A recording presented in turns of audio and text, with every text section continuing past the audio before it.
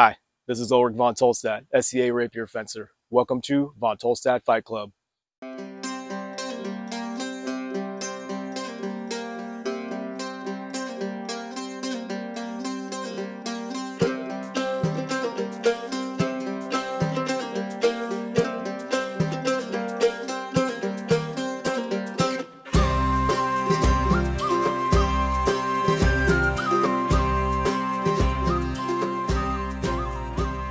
Welcome back to Von Tolstat Fight Club.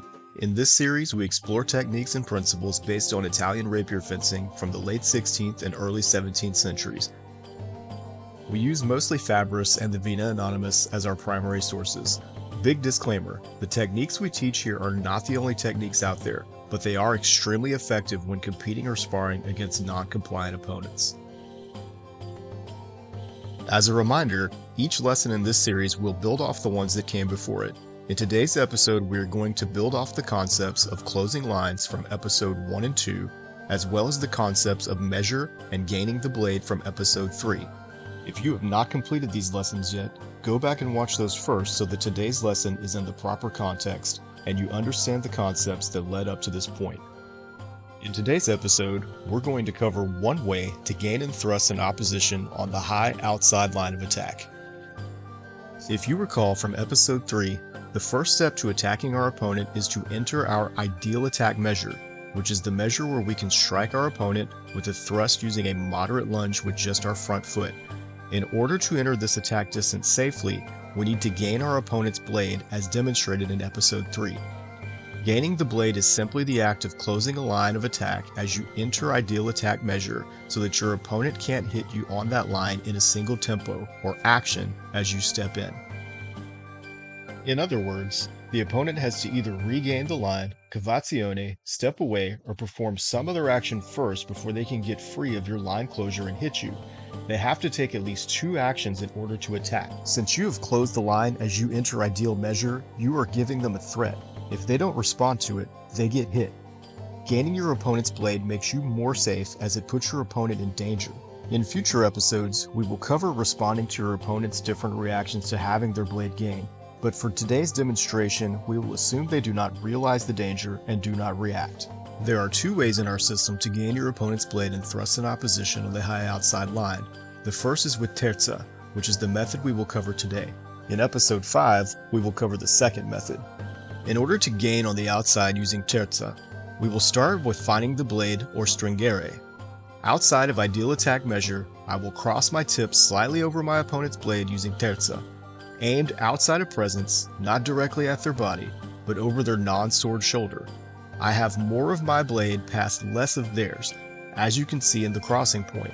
My blade is crossing theirs about 7 inches down away from my tip at a position that is crossing over about 3 or 4 inches down from the tip of their blade. Because of how leverage works, this means I have a slightly stronger part of my blade covering a weaker part of theirs, because the blade gets stronger as it goes down toward the hand and weaker up towards the tip. Note that my arm is more extended than not in this position. This is because my opponent may try to step in and attack me while I find their sword. Extending my arm puts my forte out forward to defend against an attack. This also makes it easier to cross over my opponent's blade to form a proper constraint. My point is angled up and over their non-sword shoulder. My hilt is under their blade. My true edge is aimed downward on top of their blade, not actually pressing down into it, but aimed down toward it with a very light or no pressure. From here, I will take a step into my ideal attack measure. For more detail on this ideal attack measure, check out the first half of episode 3. In order to gain their blade as I step in, I will maintain the closure I created with the stringere, still in terza. I will continue to angle my tip up, crossing over the top of my opponent's blade. The tip is pointing outside of presence over their non-sword shoulder. As my front and back foot land in ideal attack measure, I have placed my forte on a weaker part of their blade, about 7 or 8 inches from their tip. My tip is just past their hilt, and their tip is just past mine. Notice that I'm not trying to put the absolute strongest part of my blade on the absolute weakest part of theirs, but we start in stringere with a relatively stronger portion of the blade over a weaker portion. As we move to gain, it's the same situation. A stronger portion of my blade over a weaker portion of theirs, but it's not hilt to tip. If I tried to place my hilt against the opponent's tip, they could easily slip it. Once you have come to ideal attack measure while gaining in terza, you can thrust your opponent in opposition on this line. In order to do this, the following things will happen pretty much simultaneously. You're going to lift your hand and hilt up towards your opponent's blade. While rolling the wrist and elbow into seconda, you are going to take a step forward with only your front foot, and you are going to drop the point of your blade and strike the left side of your opponent's chest as your foot lands. Let's see it in slow motion. Starting from ideal attack measure with my hilt under my opponent's blade, my hand and hilt lift up toward my opponent's blade, and my hilt is now higher than my opponent's. My tip is still aimed up, crossing over their blade, pointing over their non-sword shoulder. I roll my hand and elbow into seconda as I step and drop the point into my opponent's chest. Again, my arm is more extended than not, but my elbow has a slight bend to it and is not fully locked out. My step is comfortable and moderately paced. I maintain the pressure of my forte and hilt into their blade as I strike. I am not throwing my arm, I am placing it and letting my feet do the kill. As I recover, I close the line just like I did when I stepped in. The full sequence from stringere to strike looks like this.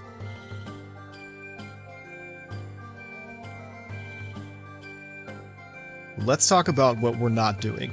We are definitely not shoving their blade and giving hard pressure.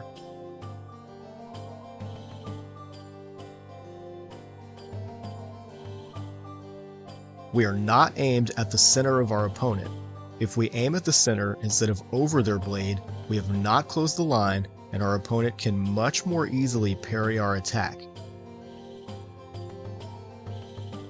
We are not trying to gain in seconda. This will not close the line. We are gaining in terza and rolling into seconda only at the moment of attack and final step. If we roll to seconda too early or as we step in to gain, we are not safe from attack and in fact are very vulnerable to it. I should note that there are grip positions that allow to gain in a modified type of seconda, but these sacrifice strength and the sword can be displaced easier. We will cover this in detail in future episodes. We are finding the blade in terza with little or no pressure, stepping into ideal attack measure as we gain in terza to keep the advantage.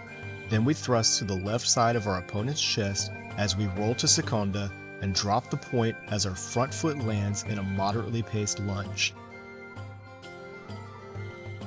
To practice these techniques, grab a partner and start with setting a proper stringere in terza. Aim your point outside of presence, up and over their blade and pointing toward the space above their non-sword shoulder. Remember, you want to get about 6 or 7 inches of your blade over about 3 or 4 inches of theirs towards the tip. From here, work on stepping into ideal attack measure while maintaining this advantage. When you gain, remember that you aren't trying to place the absolute strongest portion of your sword on the absolute weakest portion of theirs. Keep practicing stepping into gain and get to a point where you are not over or under closing. Really find that ideal attack measure. Once you are comfortable with gaining, work on the thrust in opposition. Something to note here is that you should be loose and relaxed, not tensed up or trying to force the action. Your blade position and body structure will do most of the work here. Lift your hand and hilt, roll into seconda, and strike your opponent as the front foot lands. You will have to practice this again and again to get it down.